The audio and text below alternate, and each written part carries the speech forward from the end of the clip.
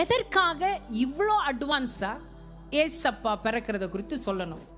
Genesis chapter 2, ஆதியாகமம் 2வது அதிகாரத்தில் ஆண்டவர் மனுஷனை மிக அதிகமாக நேசித்தபடினால அவனை உண்டாக்கி அவனோடு கூட அழகாக நடத்துகிற. நல்ல கவனிங்க, நீங்களும் நானும் இப்படி வாழ வேண்டிய லைஃப் ஸ்டைலே பிளான் பண்ணப்படலை. அதை முதல்ல தெரிஞ்சுக்கோங்க. நீங்களும் நானும் எப்படி தெரியுமா வாழ்ந்துருக்கணும்? ஒரு அழகான தோட்டம், வேலைக்கே போக வேண்டியதில்லை, நோ ஸ்வெட், ஜாலியா சாயந்தரம் ஆண்டவர் இறங்கி வருவார், அழகாக வாக்கிங் போவோம், சந்தோஷமாக இருப்போம். சண்டை கிடையாது, கண்ணீர் கிடையாது, சச்சரவு கிடையாது, கத்துறது கிடையாது, அழுக கிடையாது, மரணம் கிடையாது. எல்லாமே இப்படி தான் பியூட்டிஃபுல்லாக ஆண்டவர் பிளான் பண்ணி ஆடம் அண்ட் ஈவ், ஆதாம் ஏவாளை கூப்பிட்டு சந்தோஷமாக இருங்க அப்படின்னு சொன்னால் நம்ம ஆளுங்க என்ன பண்ணாங்க தெரியுமா?